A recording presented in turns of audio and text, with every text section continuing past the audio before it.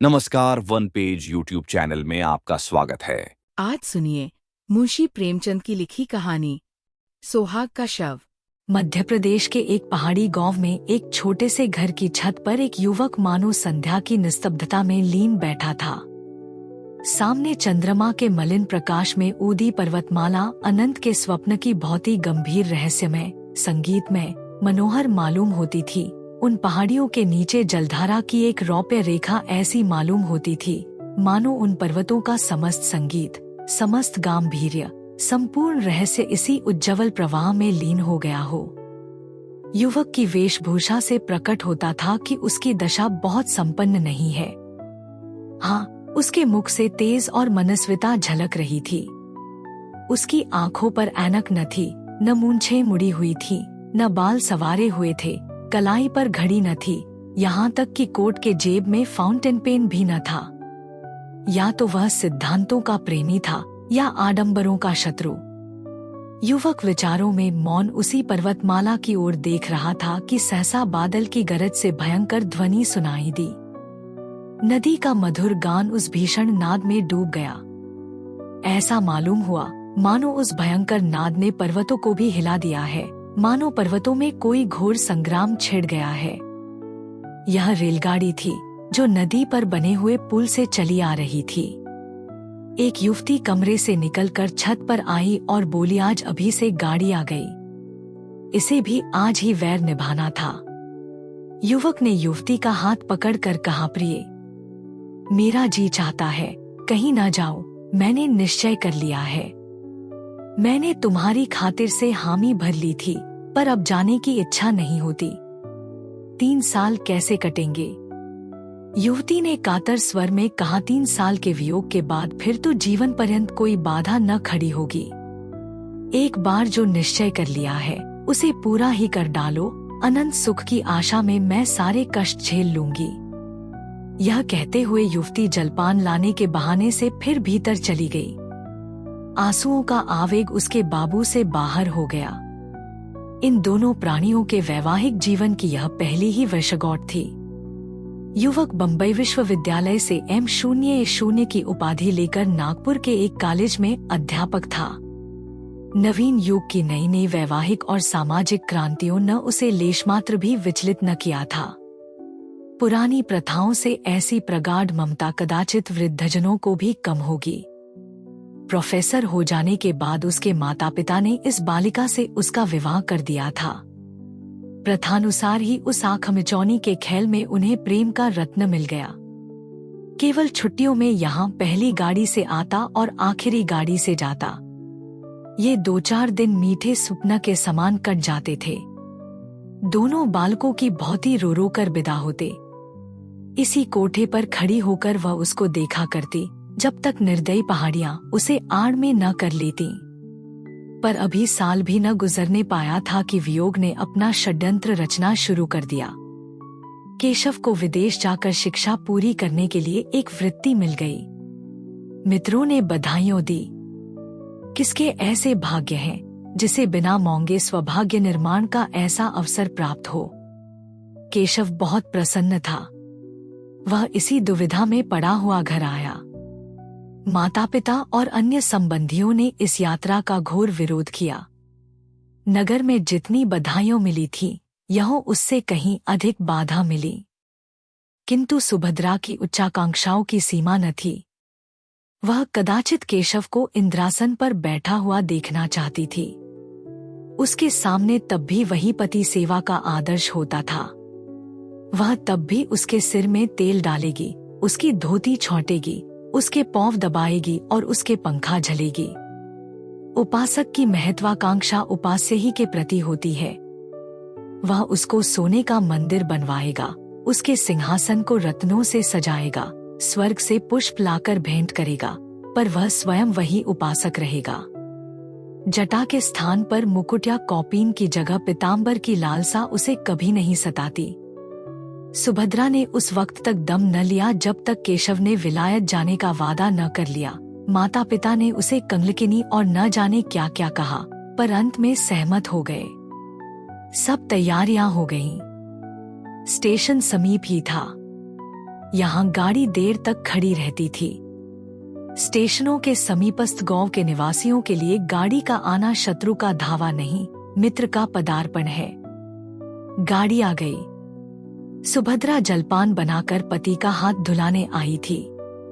इस समय केशव की प्रेमकातर आपत्ति ने उसे एक क्षण के लिए विचलित कर दिया।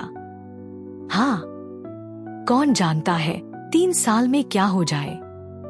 मन में एक आवेश उठा कर दूं, प्यारे मत जाओ। थोड़ी ही खाएंगे, मोटा ही पहनेंगे, रो रो कर दिन तो न कटेंगे। कभी केशव के आने में 1 आधा महीना लग जाता था तो वह विकल हो जाया करता थी। यही जी चाहता था उड़कर उनके पास पहुंच जाओ। फिर ये निर्दयी 3 वर्ष कैसे कटेंगे। लेकिन उसने कठोरता से इन निराशाजनक भावों को ठुकरा दिया और कौपते कंठ से बोली, जी तो मेरा भी यही चाहता है। जब 3 साल का अनुमान करती हूँ तो एक कल्पसा मालूम होता है, लेकिन जब विलायत में तुम्हारे सम्मान और आदर का ध्यान करती हूँ तो ये 3 साल 3 दिन से मालूम होते हैं। तुम तो जहाज पर पहुँचते ही मुझे भूल जाओगे। नए नए दृश्य तुम्हारे मनोरंजन के लिए आ खड़े होंगे। यूरोप पहुंचकर विद्वानों के सत्संग में तुम्हें घर की याद भी न आएगी। मुझे तो रोने के सिवा और कोई धंधा नहीं है। यही स्मृतियों ही मेरे जीवन का आधार होंगी। लेकिन क्या करूं, जीवन की भोगलालसा तो नहीं मानती। फिर जिस वियोग का अंत जीवन की सारी विभूतियों अपने साथ लाएगा, वह वास्तव में तपस्या है। तपस्या के बिना तो वरदान नहीं मिलता। केशव को भी अब ज्ञात हुआ कि क्षणिक मोह के आवेश में सौभाग्य निर्माण का ऐसा अच्छा अवसर त्याग देना मूर्खता है। खड़े होकर बोले, रोना धोना मत, नहीं तो मेरा जीना लगेगा। सुभद्रा ने उसका हाथ पकड़कर हृदय से लगाते हुए उनके मुंह की ओर सजल नेत्रों से देखा और बोली, पत्र बराबर भेजते रहना। सुभद्रा ने फिर आंखें में आंसू भरे हुए मुस्कुराकर कहा, देखना विलायती मिसों के जाल में न फंस जाना। केशव फिर चारपाई पर बैठ गया और बोला, तुम्हें यह संदेह है तो लो, मैं जाऊंगा ही नहीं। सुभद्रा ने उसके गले में बौहे डालकर विश्वासपूर्ण दृष्टि से देखा और बोली, मैं दिल लगी कर रही थी। अगर इंद्रलोक की अप्सरा भी आ जाए तो आंख उठाकर न देखूं। ब्रह्मा ने ऐसी दूसरी सृष्टि की ही नहीं। बीच में कोई छुट्टी मिले तो एक बार चले आना। नहीं प्रिय, बीच में शायद छुट्टी न मिलेगी। मगर जो मैंने सुना कि तुम रो रो कर घुली जाती हो, दाना पानी छोड़ दिया है, तो मैं अवश्य चला आऊंगा। ये फूल जरा भी कुम्हलाने न पाएं। दोनों गले मिलकर विदा हो गए। बाहर संबंधियों और मित्रों का एक समूह खड़ा था। केशव ने बड़ों के चरण छुए, छोटों को गले लगाया और स्टेशन की ओर चले। मित्रगण स्टेशन तक पहुंचाने गए। एक क्षण में गाड़ी यात्री को लेकर चल दी। उधर केशव गाड़ी में बैठा हुआ पहाड़ियों की बहार देख रहा था, इधर सुभद्रा भूमि पर पड़ी सिसकियों भर रही थी। दिन गुजरने लगे। उसी तरह जैसे बीमारी के दिन कटते हैं, दिन पहाड़ रात काली बला। रात भर मनाते गुजरती थी कि किसी तरह भोर होता तो मनाने लगती कि जल्दी शाम हो। मैके गई कि वहां जी बहलेगा। 10-5 दिन परिवर्तन का कुछ असर हुआ, फिर उनसे भी बुरी दशा हुई।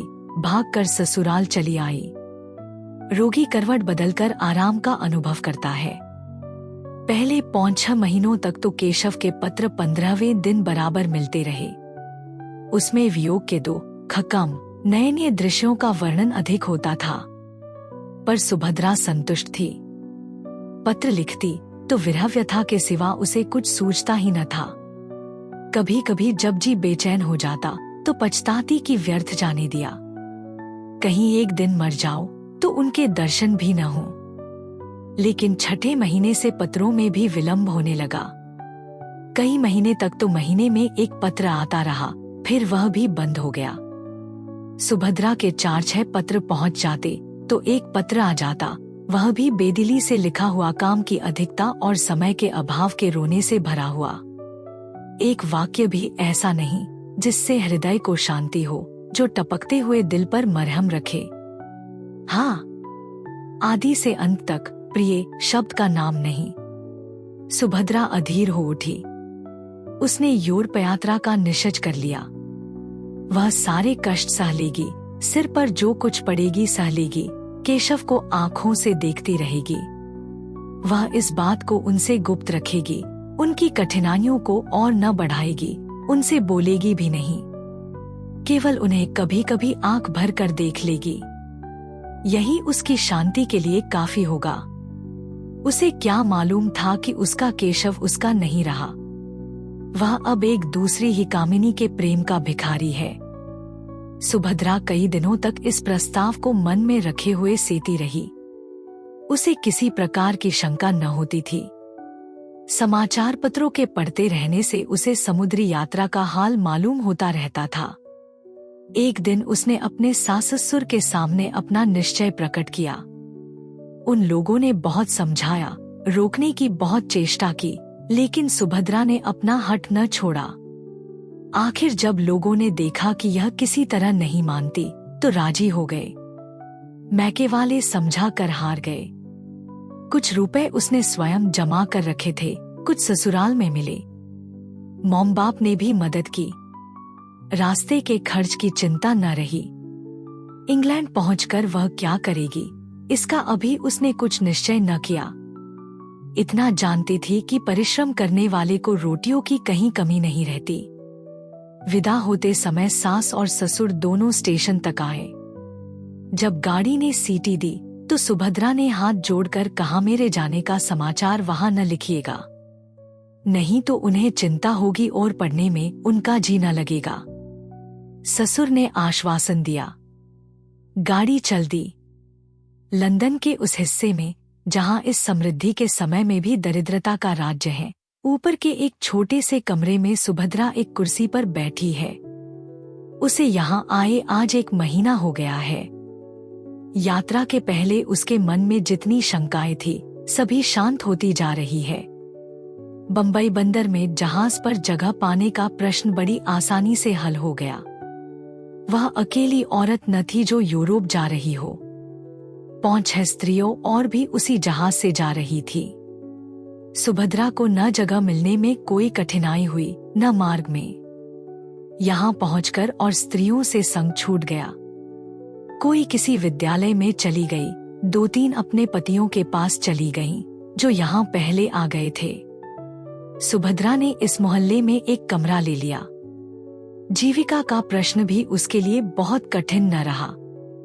जिन महिलाओं के साथ वह आई थी, उनमें कई उच्च अधिकारियों की पत्नियां थी। कई अच्छे अंग्रेज घरानों से उनका परिचय था। सुभद्रा को 2 महिलाओं को भारतीय संगीत और हिंदी भाषा सिखाने का काम मिल गया। शेष समय में वह कई भारतीय महिलाओं के कपड़े सीने का काम कर लेती है। केशव का निवास स्थान यहाँ से निकट है, इसीलिए सुभद्रा ने इस मोहल्ले को पसंद किया है। कल केशव उसे दिखाई दिया था। ओह! उन्हें बस से उतरते देखकर उसका चित्त कितना आतुर हो उठा था। बस यही मन में आता था कि दौड़कर उनके गले से लिपट जाए और पूछे, क्यों जी, तुम यहाँ आते ही बदल गए? याद है तुमने चलते समय क्या क्या वादा किए थे? उसने बड़ी मुश्किल से अपने को रोका था। तब से इस वक्त तक उसे मानो नशा सा छाया हुआ है। वह उनके इतने समीप है, चाहे रोज उन्हें देख सकती है, उनकी बातें सुन सकती है, हाँ, स्पर्श तक कर सकती है। अब यह उससे भागकर कहाँ जाएगी? उनके पत्रों की अब उसे क्या चिंता है? कुछ दिनों के बाद संभव है वह उनसे होटल के नौकरों से जो चाहे पूछ सकती है।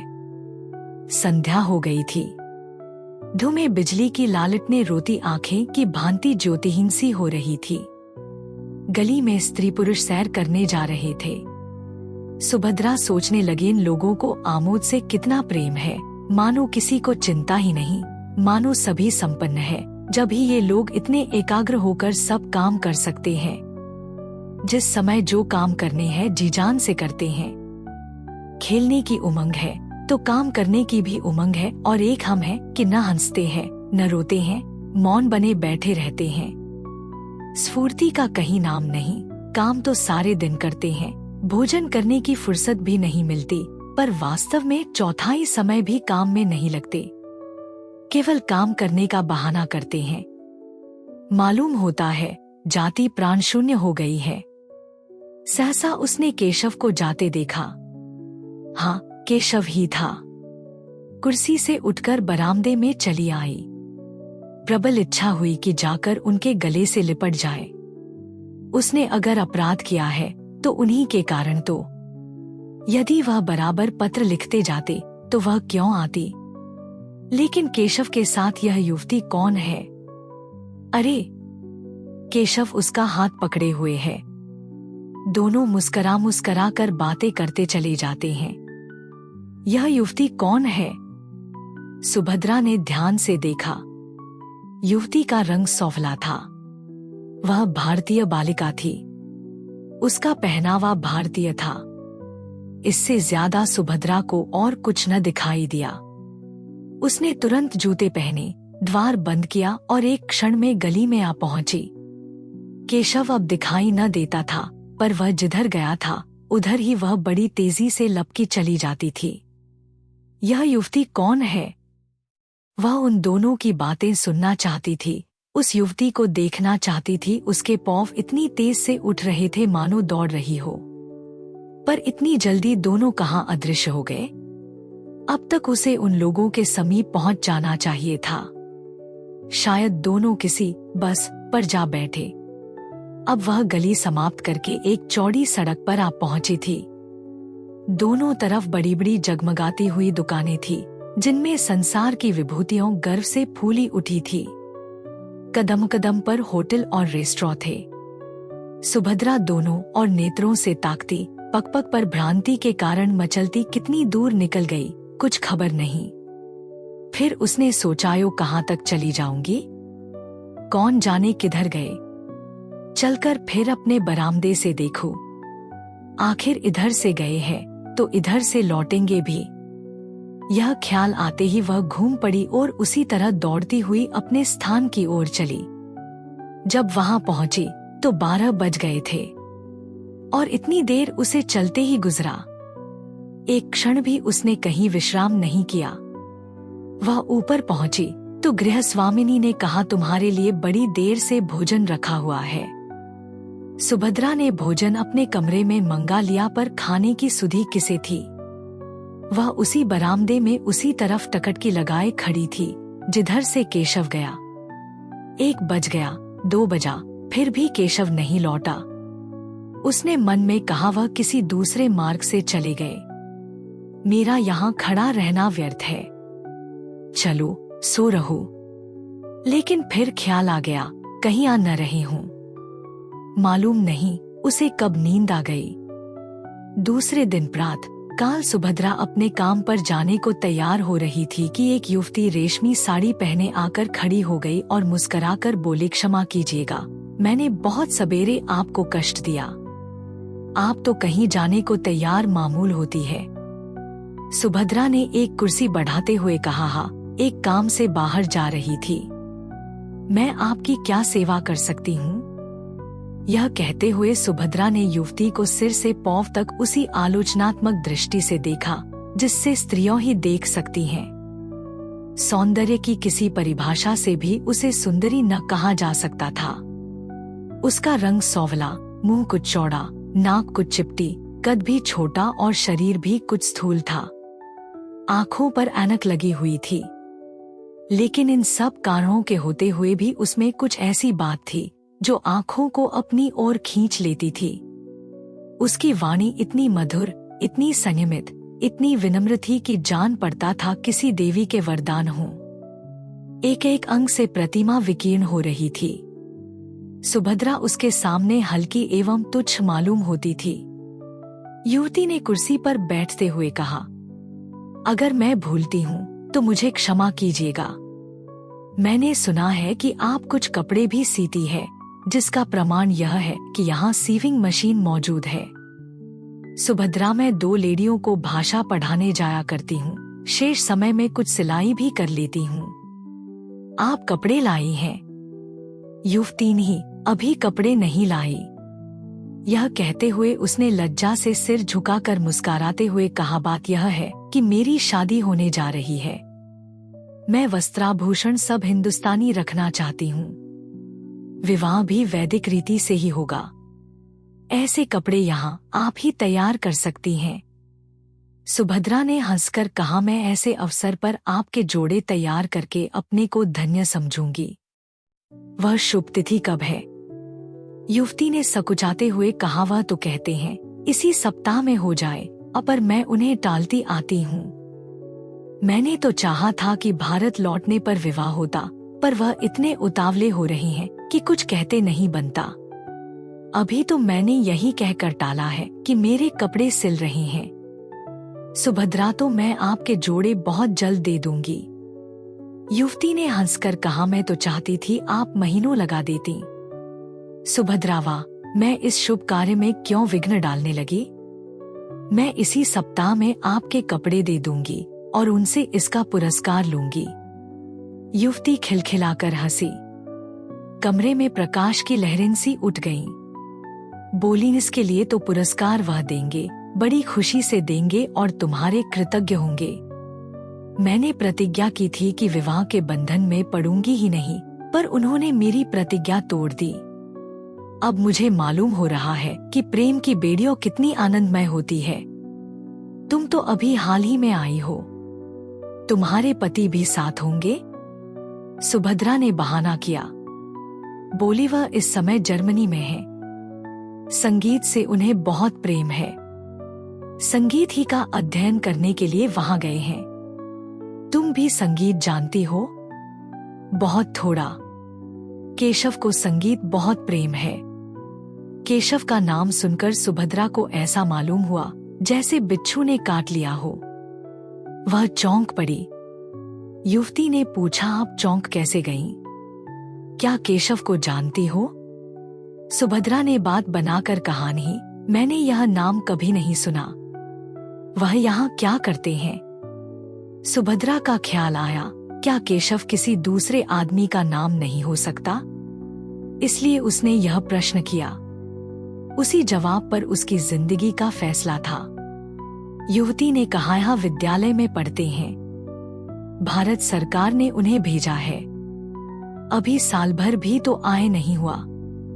तुम देखकर प्रसन्न होगी। तेज और बुद्धि की मूर्ति समझ लो। यहाँ के अच्छे अच्छे प्रोफेसर उनका आदर करते हैं। ऐसा सुंदर भाषण तो मैंने किसी के मुंह से सुना ही नहीं। जीवन आदर्श है। मुझसे उन्हें क्यों प्रेम हो गया है, मुझे इसका आश्चर्य है। मुझ में न रूप है न लावण्य। ये मेरा सौभाग्य है। तो मैं शाम को कपड़े लेकर आऊंगी। सुभद्रा ने मन में उठते हुए वेग को संभाल कर कहा, अच्छी बात है। जब युवती चली गई तो सुभद्रा फूट फूट कर रोने लगी। ऐसा जान पड़ता था मानो देह में रक्त ही नहीं, मानो प्राण निकल गए हैं। वह कितनी निसहाय, कितनी दुर्बल है, इसका आज अनुभव हुआ। ऐसा मालूम हुआ मानो संसार में उसका कोई नहीं है। अब उसका जीवन व्यर्थ है। उसके लिए अब जीवन में रोने के सिवा और क्या है। उनकी सारी ज्ञानेंद्रियों शिथिल सी हो गई थी, मानो वह किसी ऊंचे वृक्ष से गिर पड़ी हो। हाँ, यह उसके प्रेम और भक्ति का पुरस्कार है। उसने कितना आग्रह करके केशव को यहाँ भेजा था, इसलिए कि यहाँ आते ही उसका सर्वनाश कर दें। पुरानी बातें याद आने लगी।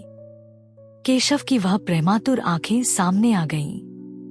वह सरल सहज मूर्ति आंखों के सामने नाचने लगी। उसका जरा सिर धमकता था तो केशव कितना व्याकुल हो जाता था। एक बार जब उसे फसली बुखार आ गया था तो केशव घबराकर 15 दिन की छुट्टी लेकर घर आ गया था और उसके सिरहाने बैठा रात भर पंखा झलता रहा था। वही केशव अब इतनी जल्द उससे ऊब उठा। उसके लिए सुभद्रा ने कौन सी बात उठा रखी। वह तो उसी का अपना प्राणाधार, अपना जीवन धन, अपना सर्वस्व समझती थी। नहीं नहीं, केशव का दोष नहीं, सारा दोष इसी का है। इसी ने अपनी मधुर बातों से उन्हें वशीभूत कर लिया है। इसकी विद्या, बुद्धि और वाक्पटुता ही ने उनके हृदय पर विजय पाई है। हाय, उसने कितनी बार केशव से कहा था मुझे भी पढ़ाया करो, लेकिन उन्होंने हमेशा यही जवाब दिया, तुम जैसी हो मुझे वैसी ही पसंद हो। मैं तुम्हारी स्वाभाविक सरलता को पढ़ा कर मिटाना नहीं चाहता। केशव ने उसके साथ कितना बड़ा अन्याय किया है, लेकिन यह उनका दोष नहीं, यह इसी यौवन मत वाली छोकरी की माया है। सुभद्रा को इस ईर्ष्या और दुख के आवेश में अपने काम पर जाने की सूध न रही। वह कमरे में इस तरह टहलने लगी जैसे किसी ने जबरदस्ती उसे बंद कर दिया हो। कभी दोनों मुट्ठियों बंध जाती, कभी दौंत पीसने लगती, कभी ओंठ काटती। उन्माद की सी दशा हो गई। आंखों में भी एक तीव्र ज्वाला चमक उठी। ज्यों-ज्यों केशव के इस निष्ठुर आघात को सोचती, उन कष्टों को याद करती जो उसने उसके लिए झेले थे, उसका चित्त प्रतिकार के लिए विकल होता जाता था। अगर कोई बात हुई होती, आपस में कुछ मनोमालिन्य का लेश भी होता, तो उसे इतना दुख न होता। यह तो उसे ऐसा मालूम होता था कि मानो कोई हंसते हंसते अचानक गले पर चढ़ बैठे। अगर वह उनके योग्य नहीं थी, तो उन्होंने उससे विवाह ही क्यों किया था? विवाह करने के बाद भी उसे क्यों न ठुकरा दिया था? क्यों प्रेम का बीज बोया था? और आज जब वह बीज पल्लवों से लहराने लगा, उसकी जड़ें उसके अंतस्थल के एक एक अणु में प्रविष्ट हो गईं। उसका रक्त, उसका सारा उत्सर्ग वृक्ष को सींचने और पालने में प्रवृत्त हो गया, तो वह आज उसे उखाड़ कर फेंक देना चाहते हैं। क्या हृदय के टुकड़े टुकड़े हुए बिना वृक्ष उखड़ जाएगा? सहसा उसे एक बात याद आ गई। हिंसात्मक संतोष से उसका उत्तेजित मुखमंडल और भी कठोर हो गया। केशव ने अपने पहले विवाह की बात इस युवती से गुप्त रखी होगी। सुभद्रा इसका भंडाफोड़ करके केशव के सारे मंसूबों को धूल में मिला देगी। उसे अपने ऊपर क्रोध आया कि युवती का पता क्यों न पूछ लिया। उसे एक पत्र लिखकर केशव की नीचता, स्वार्थपरता और कायरता की कलई खोल देती, उसके पांडित्य, प्रतिभा और प्रतिष्ठा को धूल में मिला देती। खैर, संध्या समय तो वह कपड़े लेकर आएगी ही। उस समय उससे सारा कच्चा चिट्ठा बयान कर दूंगी। सुभद्रा दिन भर युवती का इंतजार करती रही। कभी बरामदे में आकर इधर उधर निगाह दौड़ाती, कभी सड़क पर देखती, पर उसका कहीं पता न था। मन में झुंझलाती थी कि उसने क्यों उसी वक्त सारा वृतांत न कह सुनाया। केशव का पता उसे मालूम था। उस मकान और गली का नंबर तक याद था जहां से वह उसे पत्र लिखा करता था। ज्यों-ज्यों दिन ढलने लगा और युवती के आने में विलंब होने लगा, उसके मन में एक तरंगी सी उठने लगी कि जाकर केशव को फटकारे, उसका सारा नशा उतार दे, कहे तुम इतने भयंकर हिंसक हो, इतने महान धूर्त हो, यह मुझे मालूम न था। तुम यही विद्या सीखने यहाँ आए थे। तुम्हारे पांडित्य की यही फल है। तुम एक अबला को जिसने तुम्हारे ऊपर अपना सर्वस्व अर्पण कर दिया, यूं छल सकते हो? तुम में क्या मनुष्यता नाम को भी नहीं रह गई? आखिर तुमने मेरे लिए क्या सोचा है? मैं सारी जिंदगी तुम्हारे नाम को रोती रहूं, लेकिन अभिमान हर बार उसके पैरों को रोक लेता। नहीं, जिसने उसके साथ ऐसा कपट किया है, उसका इतना अपमान किया है, उसके पास वह न जाएगी। वह उसे देखकर अपने आंसुओं को रोक सकेगी या नहीं, इसमें उसे संदेह था, और केशव के सामने वह रोना नहीं चाहती थी। अगर केशव उससे घृणा करता है, तो वह भी केशव से घृणा करेगी। संध्या भी हो गई, पर युवती न आई। बत्तियां भी जली, पर उसका पता नहीं। एकाएक उसे अपने कमरे के द्वार पर किसी के आने की आहट मालूम हुई। वह कूदकर बाहर निकल आई। युवती कपड़ों का एक पुलिंदा लिए सामने खड़ी थी। सुभद्रा को देखते ही बोली, क्षमा करना, मुझे आने में देर हो गई। बात यह है कि केशव को किसी बड़े जरूरी काम से जर्मनी जाना है। वहां उन्हें 1 महीने से ज्यादा लग जाएगा। वह चाहते हैं कि मैं भी उनके साथ चलूं। मुझसे उन्हें अपनी थीसिस लिखने में बड़ी सहायता मिलेगी। बर्लिन के पुस्तकालयों को छानना पड़ेगा। मैंने भी स्वीकार कर लिया है। केशव की इच्छा है कि जर्मनी जाने के पहले हमारा विवाह हो जाए। कल संध्या समय संस्कार हो जाएगा। अब ये कपड़े मुझे आप जर्मनी से लौटने पर दीजिएगा। विवाह के अवसर पर हम मामूली कपड़े पहन लेंगे। और क्या करती? इसके सिवा कोई उपाय न था। केशव का जर्मन जाना अनिवार्य है। सुभद्रा ने कपड़ों को मेज पर रखकर कहा, आपको धोखा दिया गया है। युवती ने घबराकर पूछा, धोखा? कैसा धोखा? मैं बिल्कुल नहीं समझती।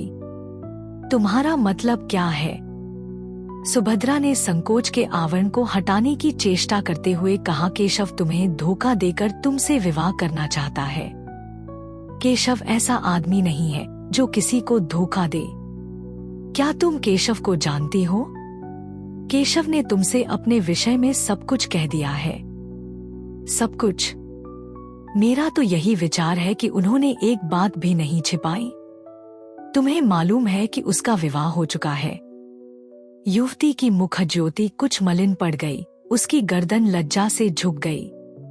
अटकटक कर बोली, हाँ, उन्होंने मुझसे यह बात कही थी। सुभद्रा परास्त हो गई। घृणासूचक नेत्रों से देखती हुई बोली, यह जानते हुए भी तुम केशव से विवाह करने पर तैयार हो? युवती ने अभिमान से देखकर कहा, तुमने केशव को देखा है? नहीं, मैंने उन्हें कभी नहीं देखा। फिर तुम उन्हें कैसे जानती हो? मेरे एक मित्र ने मुझसे यह बात कही है। वह केशव को जानता है। अगर तुम एक बार केशव को देख लेती, एक बार उससे बातें कर लेती, तो मुझसे यह प्रश्न न करती। एक नहीं, अगर उन्होंने 100 विवाह किए होते तो मैं इनकार न करती। उन्हें देखकर मैं अपने को बिल्कुल भूल जाती हूँ। अगर उनसे विवाह न करूं, तब फिर मुझे जीवन भर अविवाहित ही रहना पड़ेगा। जिस समय वह मुझसे बातें करने लगते हैं, मुझे ऐसा अनुभव होता है कि मेरी आत्मा पुष्प की भांति खिली जा रही है। मैं उसमें प्रकाश और विकास का प्रत्यक्ष अनुभव करती हूँ। दुनिया चाहे जितना हंसे, चाहे जितनी निंदा करे, मैं केशव को अब नहीं छोड़ सकती। उनका विवाह हो चुका है, वह सत्य है, पर उस स्त्री से उनका मन कभी न मिला। यथार्थ में उनका विवाह अभी नहीं हुआ। वह कोई साधारण अर्धशिक्षिता बालिका है। तुम ही सोचो, केशव जैसा विद्वान, उदारचेता, मनस्वी पुरुष ऐसी बालिका के साथ कैसे प्रसन्न रह सकता है? तुम्हें कल मेरे विवाह में चलना पड़ेगा। सुभद्रा का चेहरा तमतमाया जा रहा था। केशव ने उसे इतने काले रंगों में रंगा है, यह सोचकर उसका रक्त खौल रहा था। जी में आता था इसी क्षण इसको दुत्कार दूं, लेकिन उसके मन में कुछ और ही मंसूबे पैदा होने लगे थे।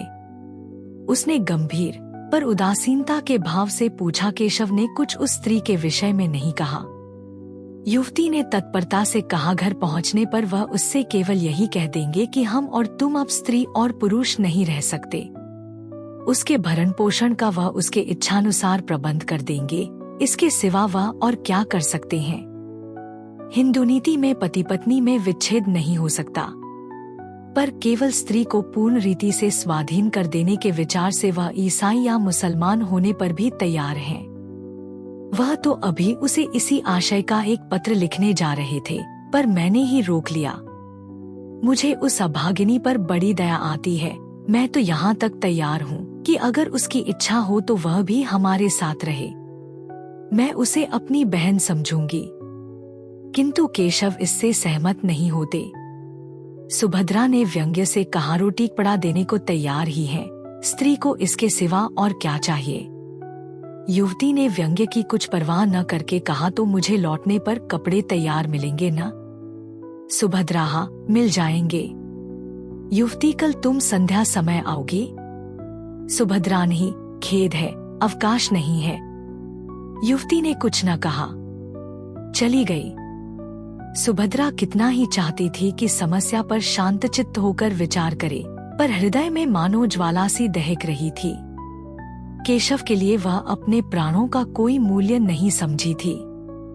वही केशव उसे पैरों से ठुकरा रहा है। यह आघात इतना आकस्मिक, इतना कठोर था कि उसकी चेतना की सारी कोमलता मूर्छित हो गई। उसके एक एक अनुप्रतिकार के लिए तड़पने लगा। अगर यही समस्या इसके विपरीत होती तो क्या सुभद्रा की गर्दन पर छुरी न फिर गई होती? केशव उसके खून का प्यासा न हो जाता? क्या पुरुष हो जाने से ही सभी बातें क्षम्य और स्त्री हो जाने से सभी बातें अक्षम्य हो जाती है?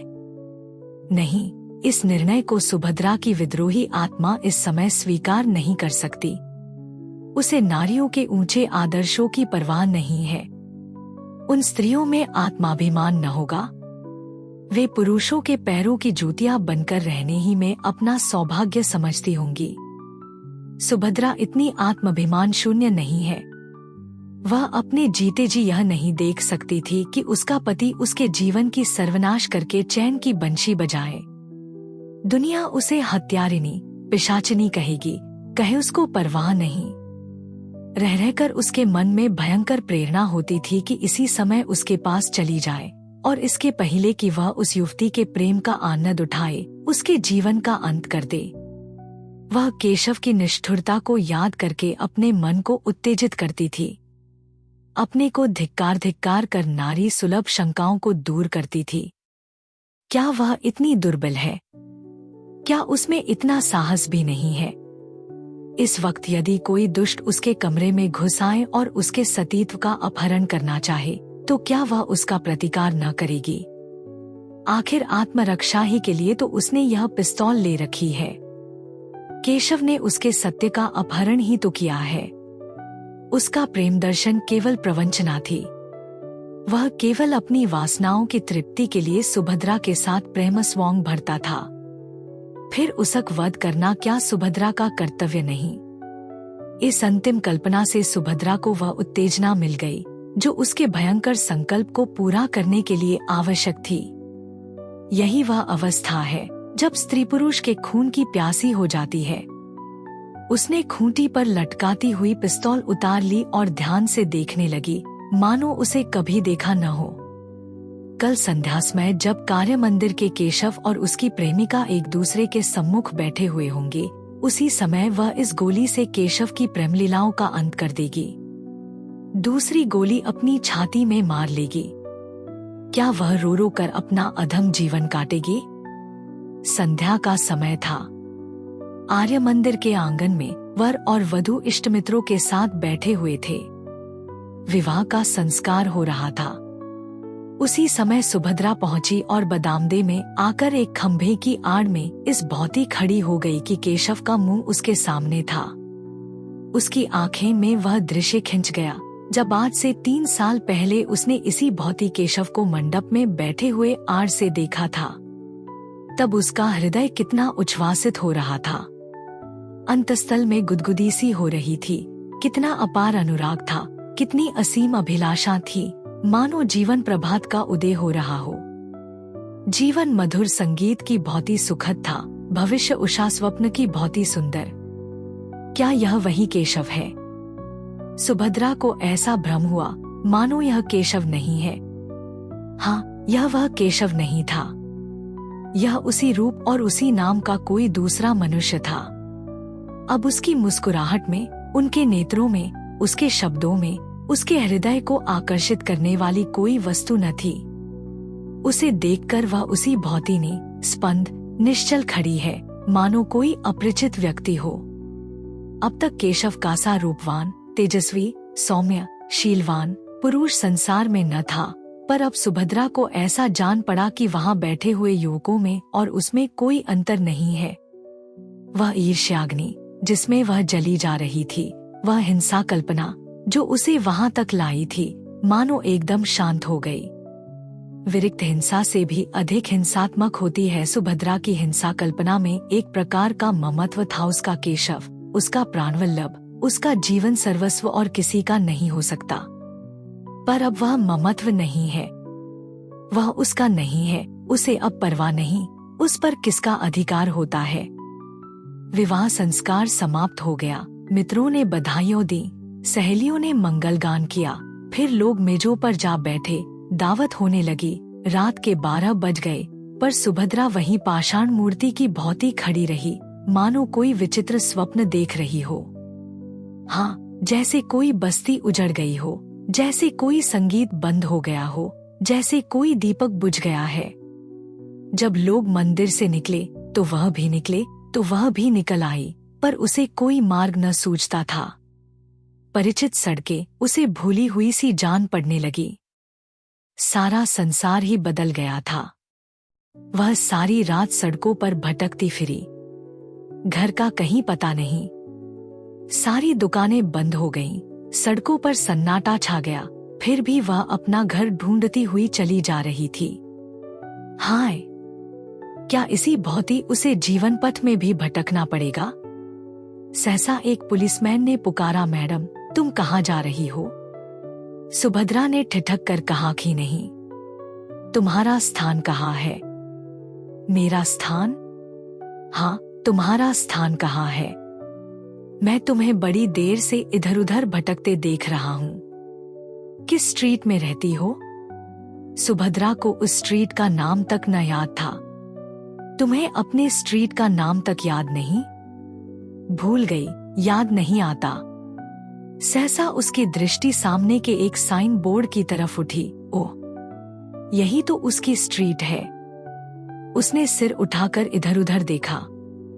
सामने ही उसका डेरा था और इसी गली में, अपने ही घर के सामने, न जाने कितनी देर से वह चक्कर लगा रही थी। अभी प्रात काल ही था कि युवती सुभद्रा के कमरे में पहुंची। वह उसके कपड़े सी रही थी। उसका सारा तनमन कपड़ों में लगा हुआ था। कोई युवती इतनी एकाग्रचित होकर अपना श्रृंगार भी न करती होगी। न जाने उससे कौन सा पुरस्कार लेना चाहती थी।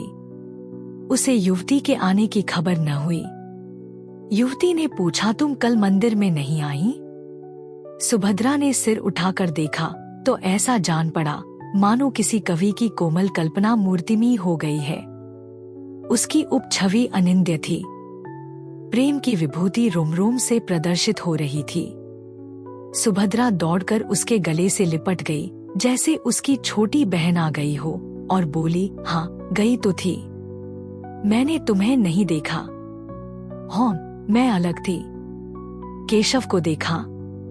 हाँ, देखा। धीरे से क्यों बोली? मैंने कुछ झूठ कहा था। सुभद्रा ने सहृदयता से मुस्कुराकर कहा, मैंने तुम्हारी आंखों से नहीं, अपनी आंखों से देखा। मुझे तो वह तुम्हारे योग्य नहीं जंचे। तुम्हें ठग लिया। युवती खिलखिलाकर हंसी और बोली, वाह, मैं समझती हूँ, मैंने उन्हें ठगा है। एक बार वस्त्राभूषणों से सजकर अपनी छवि आईने में देखी तो मालूम हो जाएगा। तब क्या मैं कुछ और हो जाऊंगी। अपने कमरे से फर्श, तस्वीरें, हाड़ियों, गमले आदि निकाल कर देख लो, कमरे की शोभा वही रहती है। युवती ने सिर हिलाकर कहा, ठीक कहती हो, लेकिन आभूषण कहाँ से लाओ? न जाने अभी कितने दिनों में बनने की नौबत आए। मैं तुम्हें अपने गहने पहना दूंगी। तुम्हारे पास गहने हैं? बहुत। देखो, मैं अभी लाकर तुम्हें पहनाती हूँ। युवती ने मुंह से तो बहुत नहीं नहीं किया, पर मन में प्रसन्न हो रही थी। सुभद्रा ने अपने सारे गहने पहना दिए। अपने पास एक छल्ला भी न रखा। युवती को यह नया अनुभव था। उसे इस रूप में निकलते शर्म तो आती थी, पर उसका रूप चमक उठा था। इसमें संदेह न था।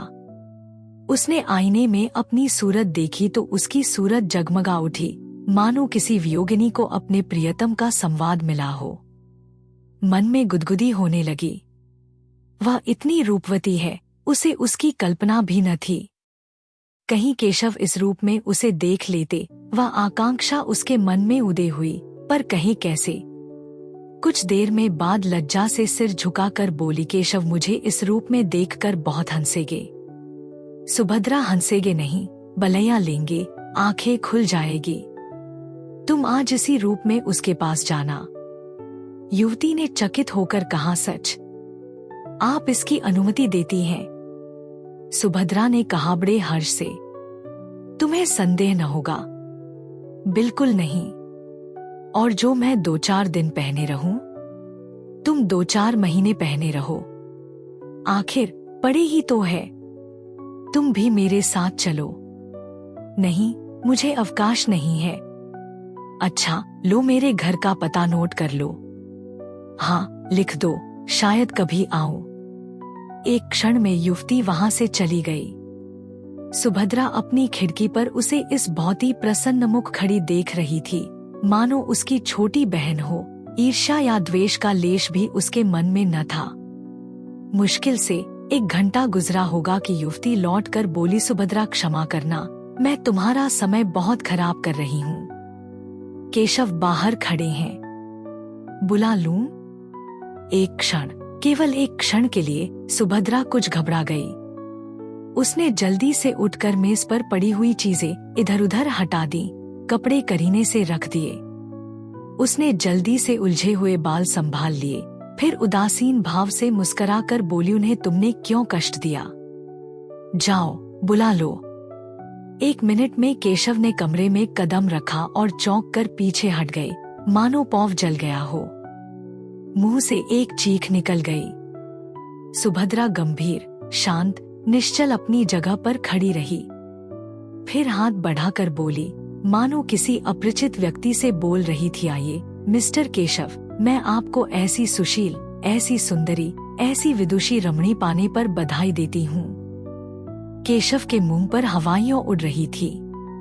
वह पथभ्रष्ट सा बना खड़ा था। लज्जा और ग्लानि से उसके चेहरे पर एक रंग आता था, एक रंग जाता था। यह बात एक दिन होने वाली थी अवश्य, पर इस तरह अचानक उसकी सुभद्रा से भेंट होगी, इसका उसे स्वप्न में भी गुमान न था।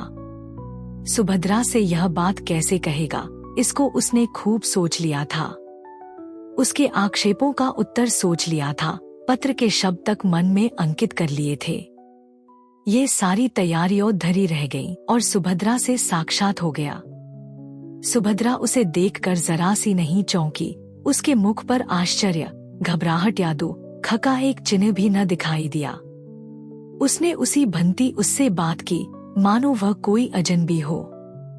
यहाँ कब आई, कैसे आई, क्यों आई, कैसे गुजर करती है, यह और इस तरह के असंख्य प्रश्न पूछने के लिए केशव का चित्त चंचल हो उठा। उसने सोचा था सुभद्रा उसे धिक्कारेगी, विष खाने की धमकी देगी, निष्ठुर, निर्दय और न जाने क्या क्या कहेगी।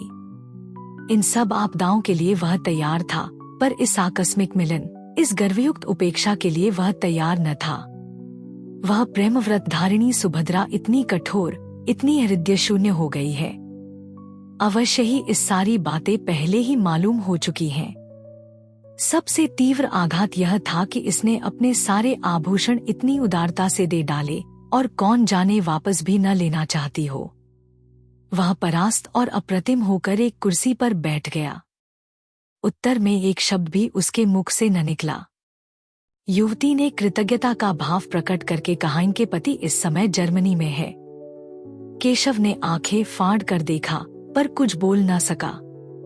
युवती ने फिर कहा, बेचारी संगीत के पाठ पढ़ाकर और कुछ कपड़े सीकर अपना निर्वाह करती है। वह महाशय यहाँ आ जाते तो उन्हें उनके सौभाग्य पर बधाई देती। केशव इस पर भी कुछ न बोल सका, पर सुभद्रा ने मुस्कुराकर कहा, वह मुझसे रूठे हुए हैं, बधाई पाकर और भी झल्लाते। युवती ने आश्चर्य से कहा, तुम उन्हीं के प्रेम में यहाँ आई, अपना घर बार छोड़ा, यहाँ मेहनत मजदूरी करके निर्वाह कर रही हो, फिर भी वह तुमसे रूठे हुए हैं? आश्चर्य। सुभद्रा ने उसी बहुत ही प्रसन्न मुख से कहा, पुरुष प्रकृति ही आश्चर्य का विषय है, चाहे मी केशव इसे स्वीकार न करें। युवती ने फिर केशव की ओर प्रेरणापूर्ण दृष्टि से देखा, लेकिन केशव उसी बहुत ही अप्रतिम बैठा रहा।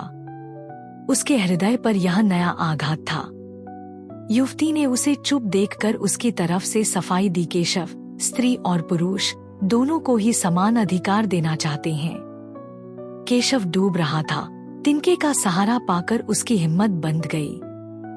बोला, विवाह एक प्रकार का समझौता है, दोनों पक्षों को अधिकार है, जब चाहे उसे तोड़ दें। युवती ने हामी भरी, सभ्य समाज में यह आंदोलन बड़े जोरों पर है।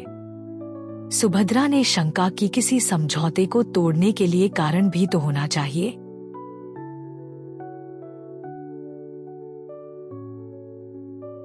केशव ने भावों की लाठी का सहार लेकर कहा, जब इसका अनुभव हो जाए कि हम इस बंधन से मुक्त होकर अधिक सुखी हो सकते हैं, तो यही कारण काफी है। स्त्री को यदि मालूम हो जाए कि वह दूसरे पुरुष के साथ। सुभद्रा ने बात काट कर कहा, क्षमा कीजिए मी केशव, मुझ में इतनी बुद्धि नहीं कि इस विषय पर आपसे बहस कर सकूं। आदर्श समझौता वही है जो जीवन पर्यंत रहे। मैं भारत की नहीं कहती, वहां तो स्त्री पुरुष की लौंडी है, मैं इंग्लैंड की कहती हूँ। यहाँ भी कितनी ही औरतों से मेरी बातचीत हुई है, वे तलाकों की बढ़ती हुई संख्या को देखकर खुश नहीं होती। विवाह सबसे ऊंचा आदर्श उसकी पवित्रता और स्थिरता है। पुरुषों ने सदैव इस आदर्श को तोड़ा है, स्त्रियों ने निभाया है। अब पुरुषों का अन्याय स्त्रियों को किस ओर ले जाएगा, नहीं कह सकती। इस गंभीर और संयत कथन ने विवाद का अंत कर दिया। सुभद्रा ने चाय मंगवाई, तीनों आदमियों ने पी। केशव पूछना चाहता था, अभी आप यहाँ कितने दिनों रहेंगी, लेकिन न पूछ सका।